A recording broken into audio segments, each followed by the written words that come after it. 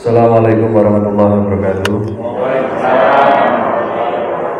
Selamat siang, salam sejahtera untuk kita semuanya yang sangat kami hormati, teman-teman media cetak maupun elektronik yang sudah hadir. Kali ini ada yang yang baru apa ini? Baru gitu. Jadi kita ingin dalam pemberitaan ke depan rilis resmi pemerintah daerah terkait hal-hal yang sifatnya strategis dan sifatnya teknis pemerintahan. Kita mulai mencoba untuk secara standarnya dari pemberitaan itu melalui press conference seperti yang kita lakukan pada siang hari ini. Jadi secara terarah, terukur, kemudian melibatkan banyak teman-teman media yang bisa meliput, sehingga nantinya dalam pemberitaan itu ada kesesuaian dari pemberitaan, kemudian bisa sama. Maksudnya narasi dari pemberitaan itu meskipun gaya atau style panjenengan semua dalam memberitakan itu bermacam-macam, tapi dari sumber yang sama, yang ketika itu bisa diklarifikasi, itu baik waktu, tempat, dalam penyampaian itu ada rekamannya, sehingga ketika nanti ada ketidaksesuaian dalam pemberitaan, kita bisa melihat kembali isi dari konferensi pers press release yang disepakati secara bersama seperti ini. Oke. Terus yang keduanya, izinkan saya menyampaikan hal terkait kita ingin kegiatan ini diadakan mingguan, sehingga nantinya pemberitaan apa yang menjadi kegiatan terkini, baik itu bupati, wakil bupati, itu bisa update, diketahui oleh teman-teman media cetak maupun elektronik, yang ini menjadi tanggung jawab kami untuk nantinya juga memberitakan kepada warga masyarakat, halayak atau umum sebagai bagian dari komitmen kita selaku pemangku kebijakan, kepala daerah, memberikan informasi apa yang sudah dikerjakan, yang sedang dan akan dikerjakan, sehingga nantinya bisa ada pertanggungjawaban kepada masyarakat sebagai bagian komitmen penyelenggaraan pemerintahan yang akuntabilitasnya yang sudah baik ini, transparansi dan keterbukaan publik yang ingin kita sampaikan, sehingga masyarakat memiliki trust, kepercayaan kepada pemerintah itu semakin hari semakin baik. Mungkin itu teman-teman media yang sangat kami hormati. Jadi saya terima kasih atas kehadirannya pada siang hari ini. Jadi kalau sudah model seperti ini, ya kita ingin hal yang formal, tapi kemarin kita juga berharap di teman-teman kita juga akan melakukan rutin ya sarasehan atau apapun bentuknya yang sifatnya lebih santai, lebih ya informal lah, lebih ada komunikasi dua arah yang nyaman, tidak formal seperti ini, sehingga kita bisa membangun chemistry pemerintah daerah Kabupaten Ngawi dengan teman-teman media dari hati ke hati, istilahnya seperti itu. Oke, untuk yang pertama ini mengawali kegiatan pada kesempatan siang hari ini. Yang pertama terkait yang kita laksanakan seminggu terakhir. Yang pertama, Kabupaten Ngawi alhamdulillah sudah 7 kali berturut-turut kemarin kita mendapatkan predikat WTP, jadi wajar tanpa pengecualian dari BPK Provinsi Jawa Timur, yang ini mendatangkan komitmen dari kinerja administrasi keuangan di Kabupaten Ngawi semakin hari semakin baik. Ada beberapa catatan, dari tambahan catatan dari BPK terkait kegiatan pelaksanaan dari proses pelaporan keuangan di Kabupaten Ngawi. Yang pertama terkait ketertiban untuk melaporkan aset dari pemerintah daerah. Yang ini masih perlu kita benahi sehingga kita masih punya 1 semester ini untuk merancang jadi proses dari neraca terkait aset kita yang semakin hari harus semakin baik, dan nantinya ini menjadi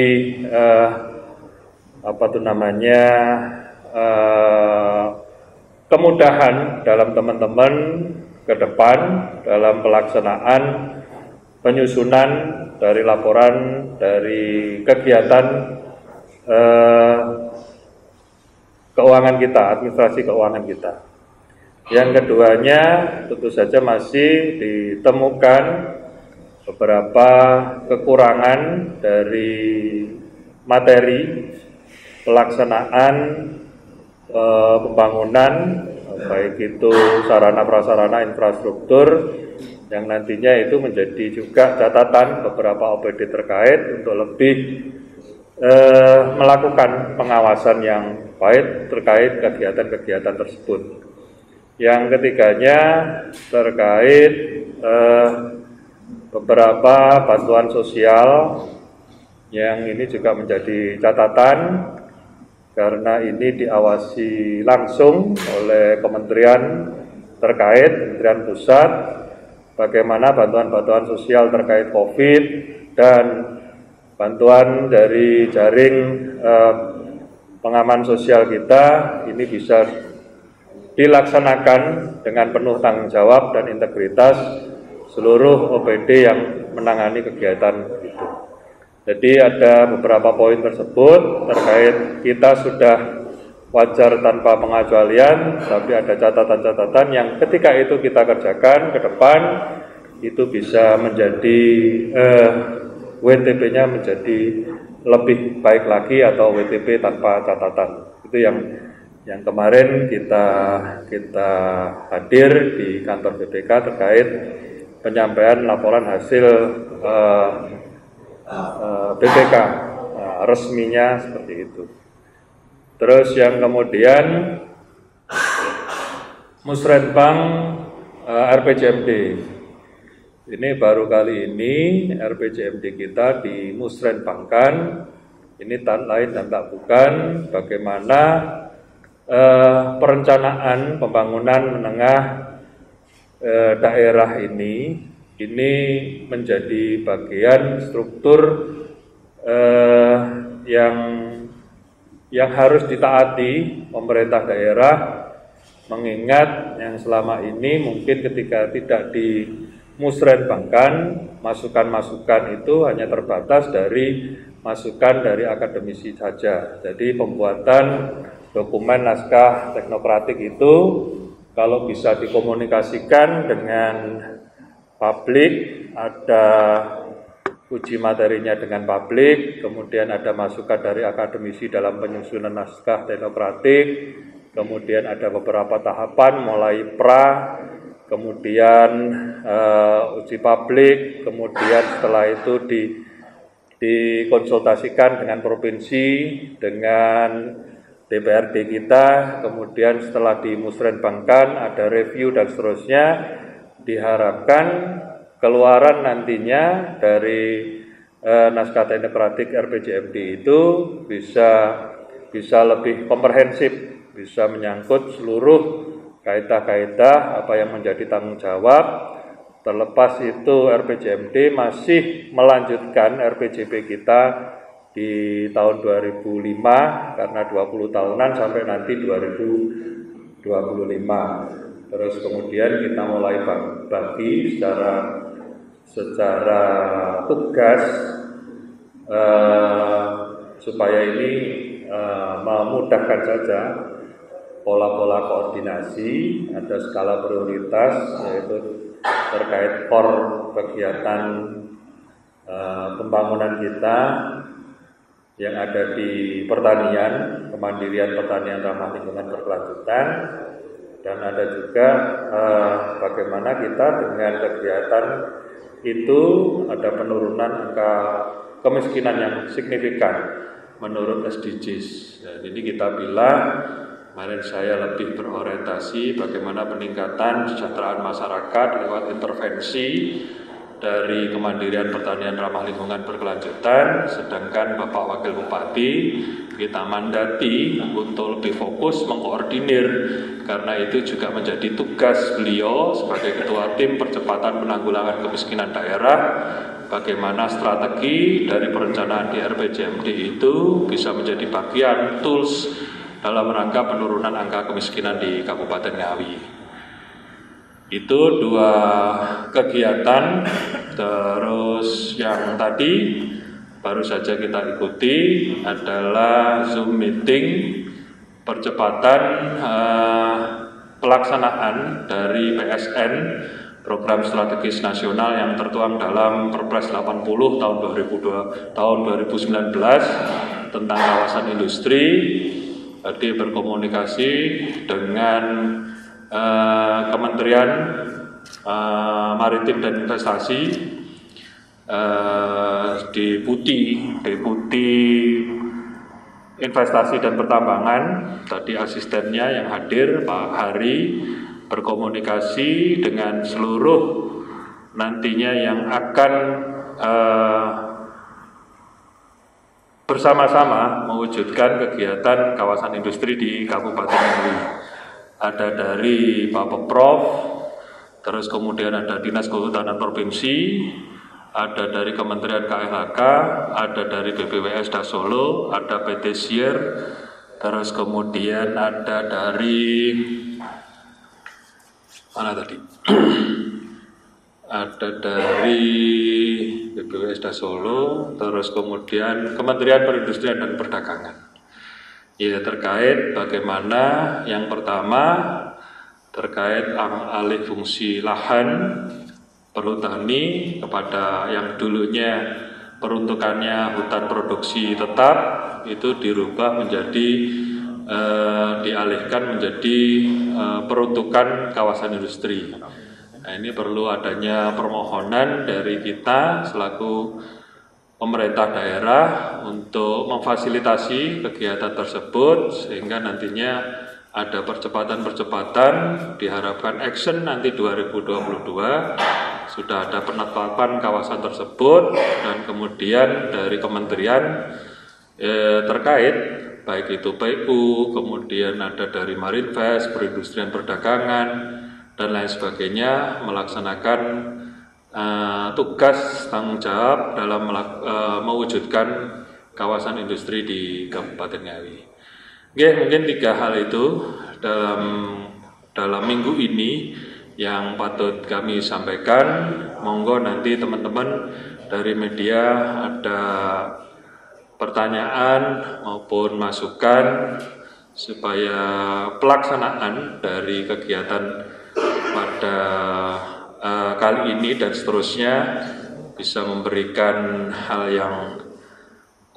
yang baik, istilahnya supaya lebih dalam kegiatan ke depan ini bisa lebih baik. Seperti apa masukannya, monggo kami buka untuk session tanya jawab. Monggo. Oke, monggo. Assalamualaikum warahmatullahi wabarakatuh. Waalaikumsalam warahmatullahi wabarakatuh. Ulangi. Assalamualaikum warahmatullahi warahmatullahi wabarakatuh. Waalaikumsalam warahmatullahi wabarakatuh. Alhamdulillah wa syukran wa syukrillah wa kudratillah wa nikmatillah la haula wa la quwata illa billah. Amal ba'du, yang terhormat Bapak Bupati Ngawi, Bapak Oni Anwar Hasono SMH, yang terhormat rekan-rekan kami, Bapak Ketua Asosiasi, semuanya lengkap. Kami merasa tertarik ketika Bapak Bupati yang pertama akan diadakan rutin tiap minggu ketemu hati ke hati dengan insan pres. Ini bukan sebuah pertanyaan dari saya, Pak Jenal Nurholik alias Ustadz Jarkoni, Ketua KWN Kabupaten Ngawi, yang memimpin 9 kabiro, 18 wartawan di Ngerambe Sine Jogorogo Kendal. Sangat menyambut dengan hangat, support dengan amat, dan mengucapkan alhamdulillah bersyukur ketika Bapak Bupati Ngawi merencanakan ketemu tiap 1 minggu sekali dengan insan pres untuk bersilaturahmi, bersinergi, hati ke hati, kan begitu Pak. Ya, kami ini mudah-mudahan terrealisasi sehingga tujuan ke depan cipta kondusif Ngawi di desa, di tengah, di hulu akan terjadi bersinergi, akan terjadi harmonisasi. Ya, ini saran dan masukan dari Pak. Saya sebagai warga Tanjung Sari, warga Ngawi, sangat mendukung dan saya menjadi catatan karena saya juga online harian, Beratapos harian, dan juga beritanya mingguan, berita Beratapos nasional, sehingga menginginkan dan mendukung banget jadi catatan di Google YouTube saya. Mudah-mudahan saya mengingatkan Bapak apabila Bapak lupa, mendorong meminta Bapak agar ketemu dengan rekan-rekan kami insan pres menjadi satu pena. Yang kedua, mohon izin, hanya ini konfirmasi saja Pak Bupati. Sementara ini tadi dibahas sistem keuangan desa di padesaan yang kita kawal supaya cipta kondusif seperti itu. Yang menjadi konfirmasi saya, apa di kepala dinas, contoh dinas PU kan ada kabinnya, apa ada anggaran publikasi, contoh di dinas kesehatan, di dinas pertanian, di semua dinas ada kabinnya, mestinya ada anggaran publikasinya bos. Lah, mohon kepada Kominfo untuk mengatur bahwa rekan-rekan kami biar makan semua. Kawal mereka bidang kabin kesehatan, misal OPID 9 Satgas, biar dikawal, kasihkan di hati yang ngatur kan Kominfo, bukan wadah AKD atau LSM. Ini loh, karena saya pesan sama Bapak, siap saya memberikan menerima masukan dari warga Ngawi. Pasal 1 ayat 6 Menteri Mendagri mengatakan Permendes nomor 43 pasal 52 diatur. Ini bikin resah kan, cipta kondusif, bikin malu, acur. Saya sarankan Bapak untuk dikembalikan ke Kominfo, ke DPRD Kabul gitu. Biar diatur seperti ini. Ya repot aku, repot RT gitu. Yang kedua, Pak Bupati mohon izin, mohon maaf apabila tutur kata Ustadz Jarkoni kurang berkenan di hati Bapak. Hanya ini masukan saja, bukan pertanyaan. Masukan karena kamu punya tanggung jawab mengawal Ngawi cipta kondusif. Betul kan? Jadi Pak RT yang ini betul kan? Lah bukit saya guyon ya Pak. Ya, ini kami punya tanggung jawab insan pres yang ada di KPK yang melalui surat pemberitahuan ke bupati lalu dikelola oleh Kominfo punya tanggung jawab mengawal cipta kondusif Ngawi. Ya, sekarang sudah paparkan dibuka hati ke hati jumpa pres. Ucapan terima kasih. Saya mohon maaf apabila tutur kata sama Bapak Bupati karena tanggung jawab saya mengawal dan memberikan saran dan masukan. Assalamualaikum warahmatullahi wabarakatuh. Assalamualaikum warahmatullahi wabarakatuh. Nggih, Mas Jena, jadi saya ulangi lagi nggih. Jadi ketika kegiatan formal, ini yang formal itu yang dilakukan setiap minggu sekali. Jadi setiap minggu sekali ini terkait bagaimana nanti bupati, wakil bupati menyampaikan kegiatan mingguan. Ya, ini sifatnya formal yang ini. Yang dari hati ke hatinya itu bisa diagendakan, bisa sebulan atau 2 bulan sekali kita ngobrol curhat yang tadi. Jadi kalau yang ini bahasanya rilis semingguan, ini nanti mohon untuk ada pertanyaan-pertanyaan terkait kegiatan kita secara mingguan yang nantinya itu akan disampaikan panjenengan kepada masyarakat sebagai bentuk berita yang panjenengan sebagai pilar keempat demokrasi ini menyampaikan apa sih yang sudah dikerjakan bupati wakil bupati mingguannya sehingga nantinya ada kesamaan berita atau sumber seperti itu. Terus kemudian ya saya juga menjawab Bapak tadi terkait bagaimana masing-masing OPD punya anggaran pemberitaan dan seterusnya.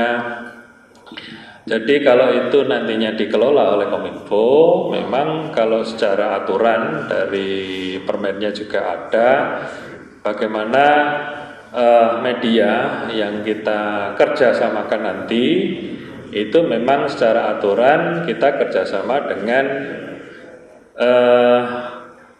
perusahaannya, kan seperti itu Pak. Perusahaannya, terus kemudian secara aturan ada diatur di situ dan seterusnya, sehingga kita kalau saklek kerjasama kita antar perusahaan dari suatu media mungkin nantinya juga akan tidak luas pemberitaan tersebut karena banyak hal di situ ya, jenengan juga paham lah di situ. Nah, kita ada yang kegiatan dihandle oleh Kominfo yang benar-benar kegiatan itu bisa terfasilitasi secara undang-undang yang berlaku, kerjasamanya dengan siapa dan seterusnya. Nah, kerjasama dengan wartawan secara personal, nah, itu dibijaki dengan lain. Nah, pembijakan dengan lain itu yang patut kita komunikasikan, kan itu intinya. Nah, supaya semuanya bisa berjalan bareng-bareng. Kalau mau saklek-saklekan, nggak ada yang jalan nantinya. Malah nanti saring nggak karu-karuan. Nah, ini yang maksud saya tadi bisa ngomong dari hati ke hati yang dilakukan kita ya bulanan atau 2 bulan sekali kita ngumpul kalau ada apa dan seterusnya sehingga nantinya ada kebijakan-kebijakan yang terarahkan gitu. Monggo yang lainnya terkait 3 hal dalam kegiatan kita minggu ini. Monggo. Assalamualaikum warahmatullahi wabarakatuh. Assalamualaikum. Ya. Saya mau menanyakan terkait sebelum ini kan Ngawi itu identik dengan orang meninggal stroke mesti di sawah di Ngawi. Nah, coba saya terkait Perbu untuk 3 saat ini sejauh mana progresnya? Itu aja, Sony. Matur nuwun. Jadi pembuatan dari draft Perbu tentang kemandirian pertanian ramah lingkungan berkelanjutan itu di dalamnya juga mengatur terkait mekanisme dalam rangka penanggulangan hama, tidak hanya tikus saja, sehingga komplit ada masuk di Perbu itu. Nah, kita kemarin arahannya yang lebih cepat sebelum Perbu itu hadir, bagaimana mengatasi masyarakat kita yang sudah banyak jatuh korban terkait jebakan tikus. Kita melakukan surat edaran dulu, yang itu dihimbau kepada kepala desa membuat perdes dulu. peraturan desa terkait larangan untuk berburu terkait predator alami tikus, ular, burung dan seterusnya. Terus kemudian perdes terkait pertanian ramah lingkungan dan seterusnya. Itu bisa difasilitasi lewat perdes dulu sebelum nantinya peraturan bupati yang melingkupi seluruh kegiatan tersebut bisa hadir. Jadi secara asistensi dari Dinas Pertanian sudah menyusun itu, tinggal nanti komunikasi dengan bagian hukum untuk finalisasinya. Kita harapkan akhir bulan ini juga sudah bisa terbit supaya kita tidak hanya mengeluarkan pergub ini terkait hama saja, tapi komplit terkait kegiatan kemandirian pertanian ramah lingkungan berkelanjutan. Yang ini harapannya semua dari kegiatan bagaimana nanti goals kita menuju Ngawi yang menjadi agropolitan penyangga pangan nasional ini bisa terfasilitasi aturannya di peraturan bupati tersebut. Oke, matur nuwun masukannya Mas Zainal. Monggo, ada yang lain?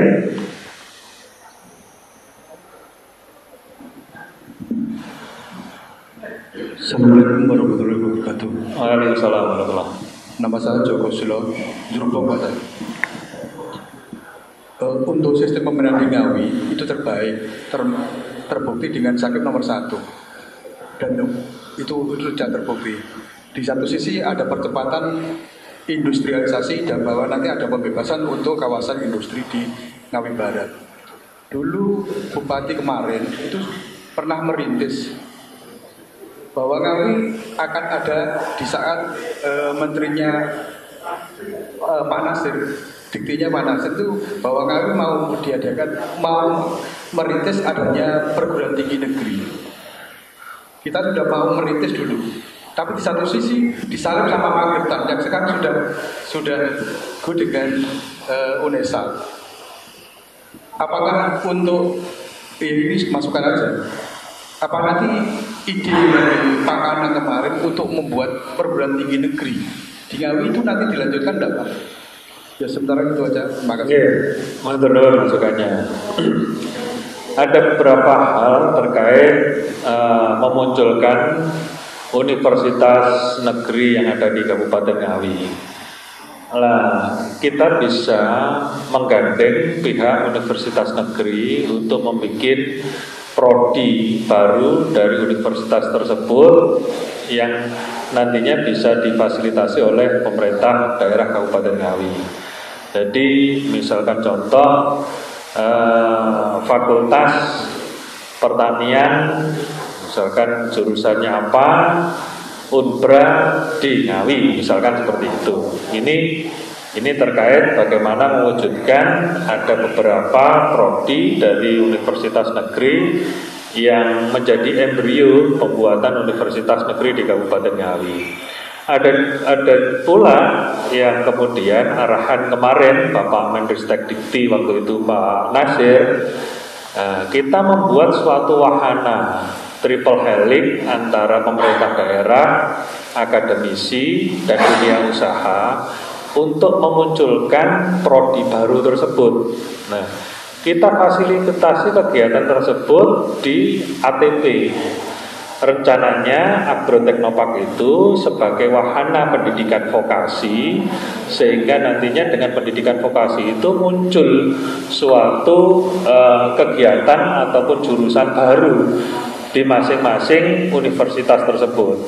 Sehingga kalau nanti Ngawi muncul lewat riset yang dibiayai oleh kegiatan pemerintah daerah Kabupaten Ngawi, mereka akhirnya muncul prodi baru terkait jurusan yang akan dia buat.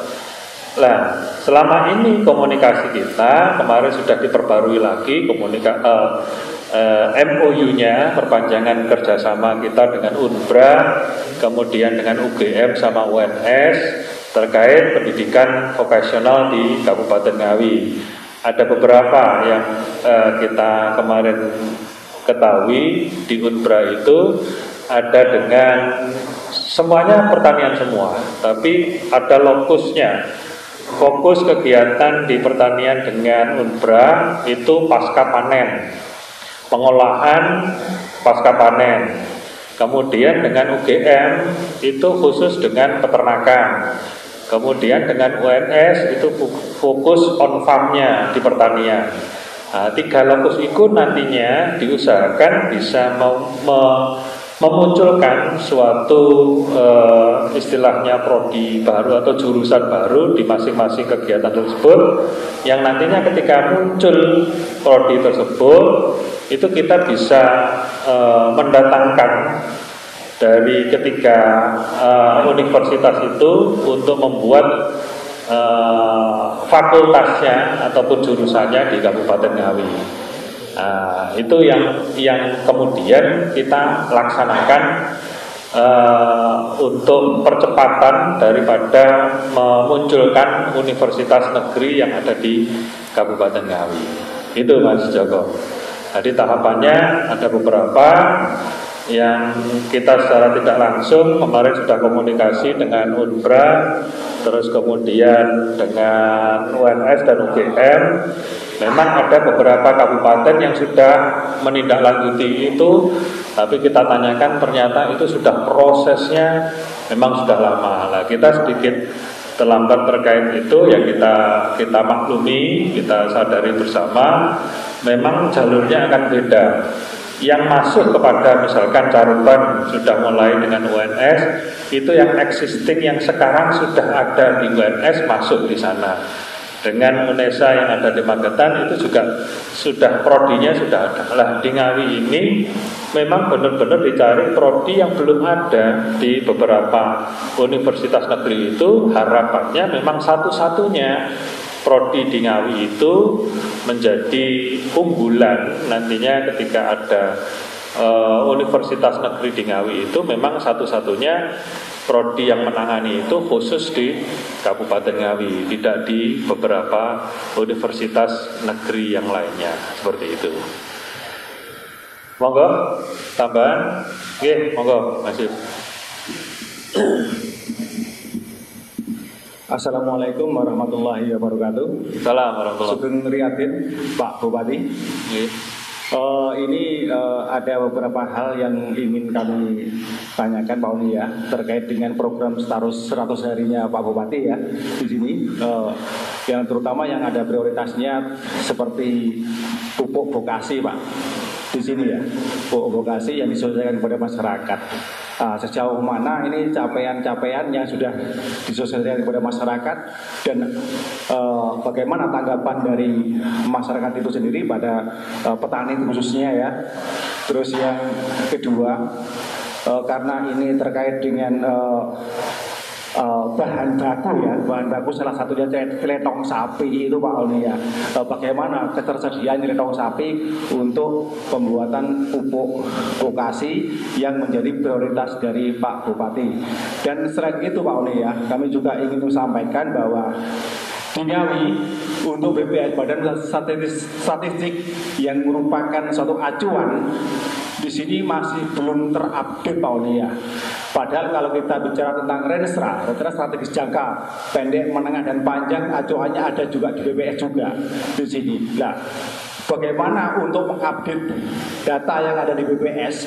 Suatu misal data dari pertanian, dari warga miskin, populasi penduduk seperti itu tercover di BPS. Jika BPS tidak diupdate, tentu ini akan juga ada kendala ya untuk membuat Ngawi ke depan Pak Uni di situ.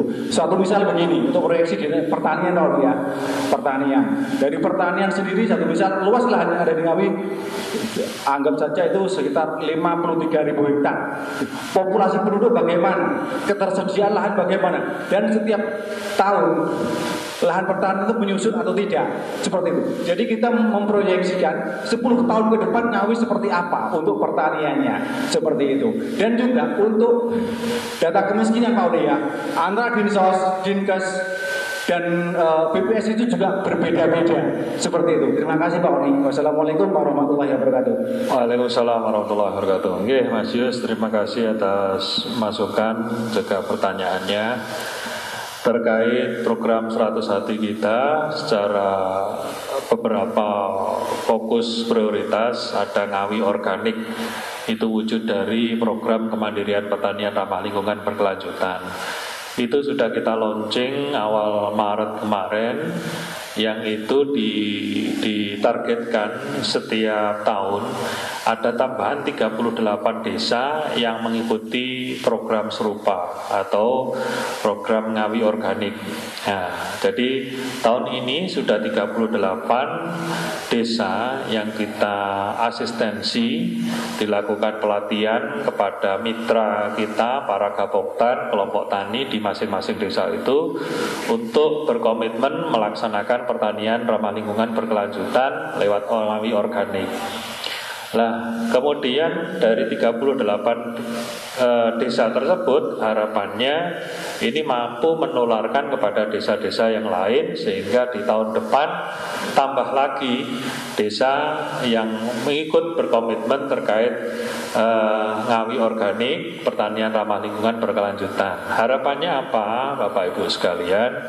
Jadi komitmen kita melakukan kemandirian pertanian ramah lingkungan berkelanjutan ini sudah final menurut kami, karena data statistik kita terkait bagaimana BUMN pupuk memfasilitasi pupuk subsidi maupun non subsidi, dari hari ke hari tingkat distribusinya juga tidak semakin baik, tapi juga malah justru semakin langka, tingkat distribusinya semakin jelek dan seterusnya.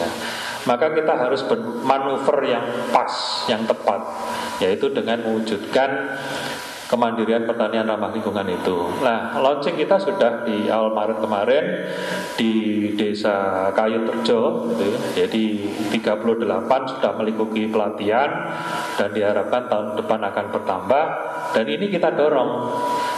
Apa yang menjadi bahan baku dari kegiatan tersebut kita optimalkan memang.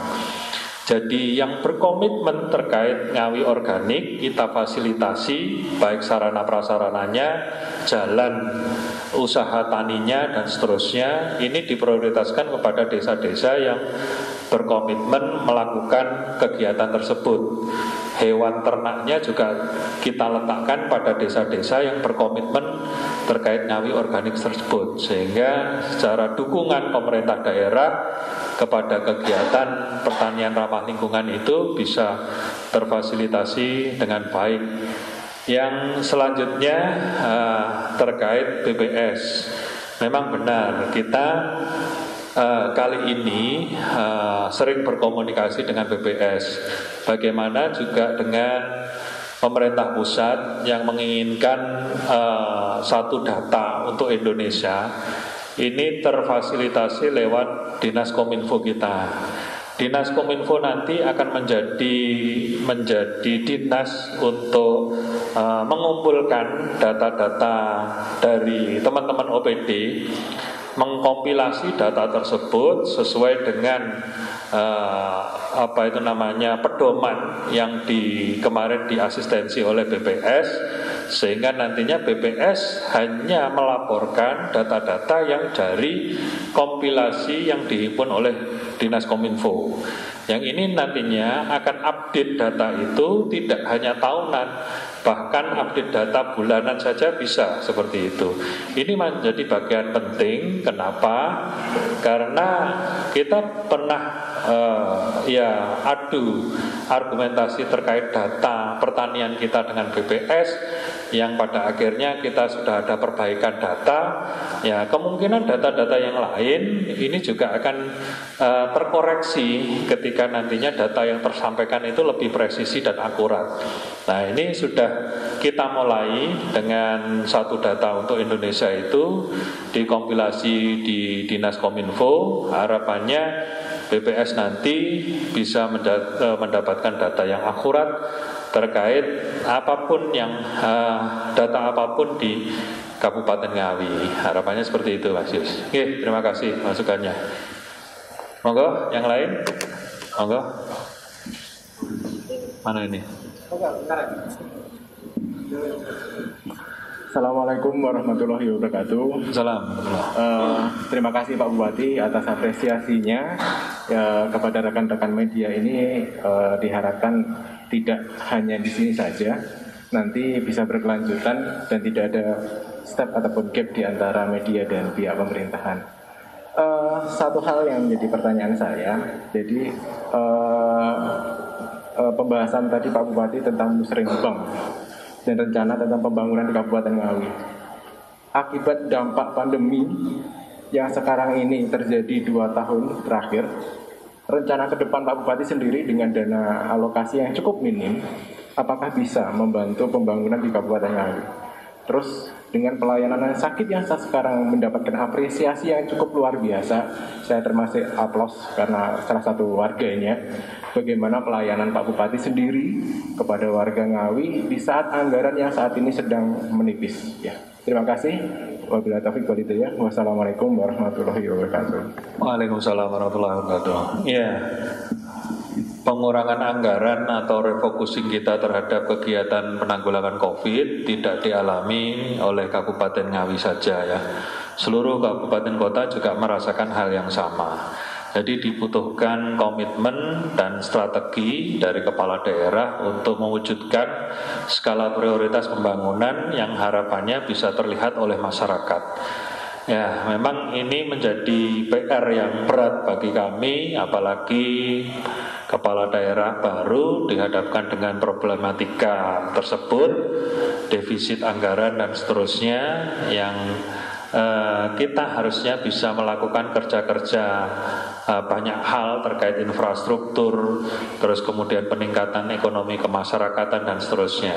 Tapi kami tetap optimis, kami yakin bahwa dengan pendekatan secara emosional dengan warga masyarakat kita, bahwa bagian dari yang terpenting roda ekonomi warga masyarakat kita ini bisa jalan, itu sedikit banyak mereduksi apa yang menjadi kekhawatiran kita.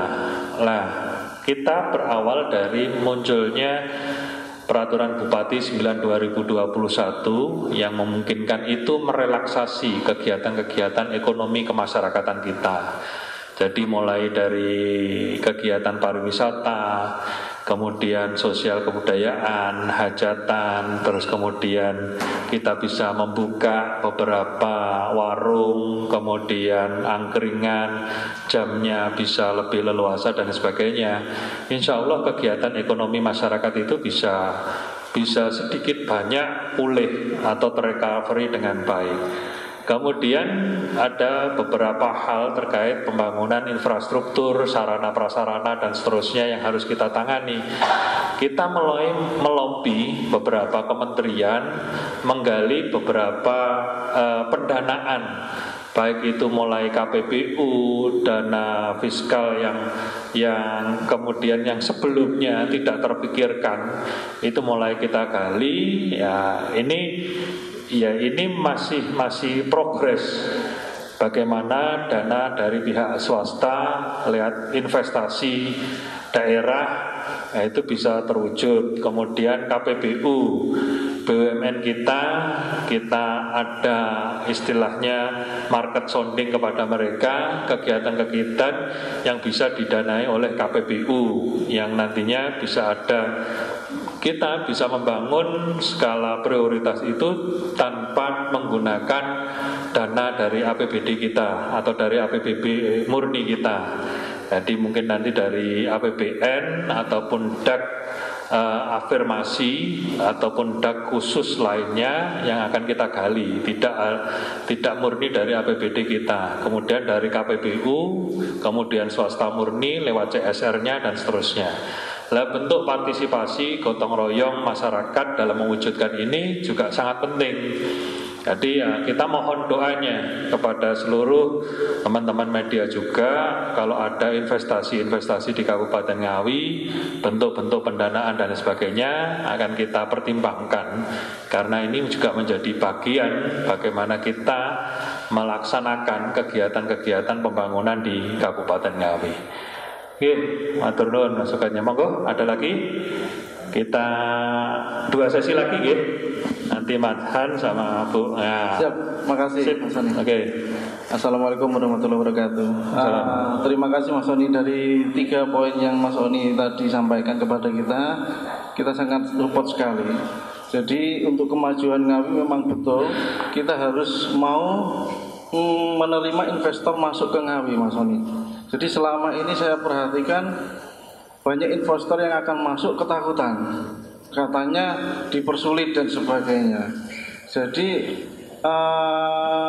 saya melihat perkembangan Ngawi dibandingkan kabupaten-kabupaten sebelum malah ketinggalan.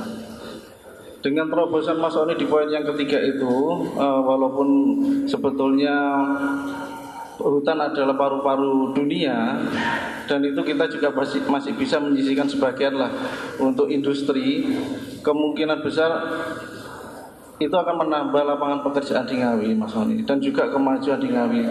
Dan juga saya berharap Mas Oni terkait dengan pelayanan masyarakat yang ada di perdesaan seperti puskesmas, terus pelayanan pemerintahan desa.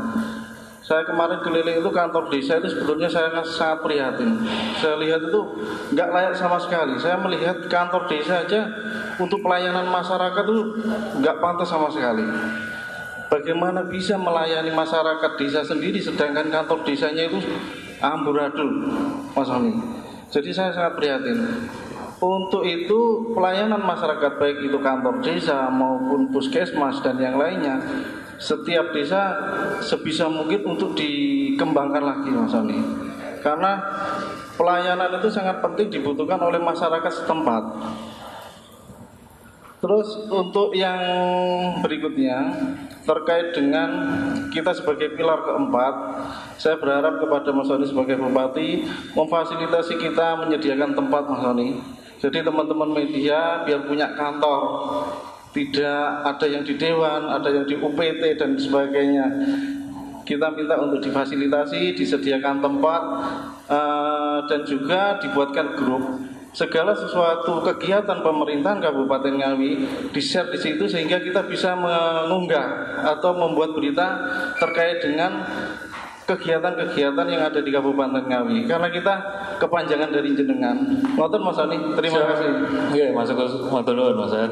Jadi nanti akan menjadi pertimbangan kita terkait pelayanan kepada masyarakat yang paling menjadi ujung tombak pemerintahan desa maupun kegiatan kuratif kita puskesmas. Nanti itu menjadi evaluasi kita bagaimana secara kelayakan baik sarana prasarana infrastruktur pemerintahan desa ini menjadi bagian untuk bisa memberikan pelayanan yang representatif, begitu juga dengan puskesmasnya. Terus kemudian terkait teman-teman diwadahi suatu ruang ya istilahnya apa ya, media center lah. Media center insya Allah itu sudah terpikirkan. Jadi ya mohon doanya UPT nanti akan bertambah luasannya dan insya Allah jadi representatif. Nah, mungkin ada khusus buat teman-teman itu nanti terfasilitasi di sana baik luasannya, fasilitasnya. Nah, doakan saja tidak terrefocusing lagi kan. Nanti nek refocusing meneh ya mbuh kapan bangune ya. Tapi yang jelas dengan kita sering nanti akan berkoordinasi, saya sering diingatkan karena memang benar dulu saya mencalonkan ya bagaimana teman-teman media ini menjadi cermin saya karena saya tidak bisa memantau kebijakan saya ini secara sendiri. Butuh berbagai macam pihak dan alhamdulillah teman-teman di inspektorat saat ini juga bertambah yang tenaga fungsionalnya untuk bisa mengawasi seluruh kegiatan kita. Jadi ditambah kekuatan itu sehingga masukan saran di samping inspektorat media ini memberi khasanah saya tidak hanya yang baik-baik saja yang masuk, tapi justru bagaimana koreksi ini kepada yang kurang itu seperti apa, yang jelek seperti apa, yang harus dibenahi seperti apa, sehingga nantinya dalam pelaksanaan dari program kerja kami ke depan itu semakin hari semakin baik. Nggih, terima kasih masukannya. Yang terakhir, monggo Ibu yang di depan.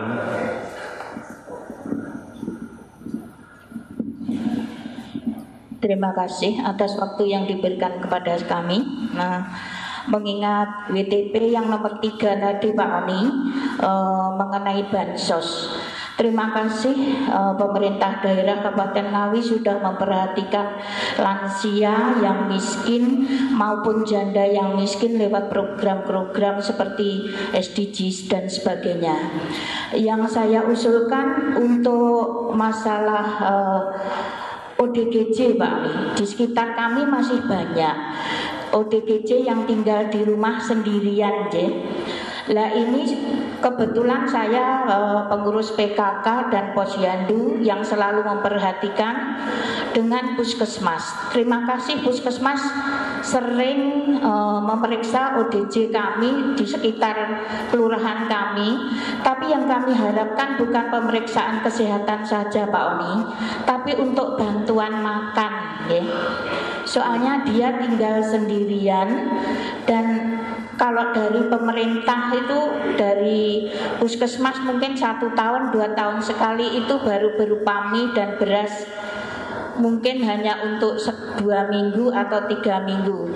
Yang kami usulkan bagaimana kalau benar-benar mendapat bantuan berupa sembako setiap bulan dan dia tidak nekat mencuri di lingkungan gitu Pak Oni.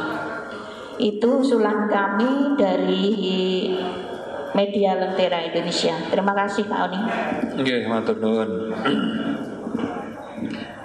Memang secara idealnya mereka akan kita fasilitasi, Bu. Jadi dulu kita punya shelter di Dinas Sosial yang di Jalan Madahlan itu yang pojokan itu. Tapi sekarang ini tugas dan fungsi dari shelter itu kewenangannya sudah ditarik di provinsi. Jadi kita tidak bisa lagi memberikan bantuan terkait beberapa hal yang dimungkinkan bisa diberikan kepada anak terlantar, ODGJ dan seterusnya.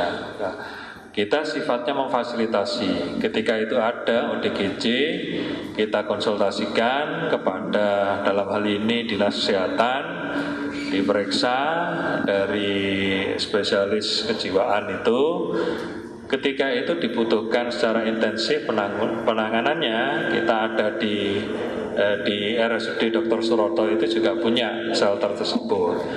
Tapi kemudian kalau itu memang bisa berobat jalan, itu dilakukan berobat jalan, nanti akan dikomunikasikan dengan Dinas Kesehatan dan Dinas Sosial untuk memberikan yang tadi, misalkan ada kekurangan kebutuhan keseharian, itu dialokasi di bantuan yang lain itu masih bisa kita intervensi. Jadi kalau dulu kita bisa langsung karena shelter itu milik kita, tapi setelah shelter itu milik dari pemerintah provinsi, kita sifatnya memfasilitasi saja.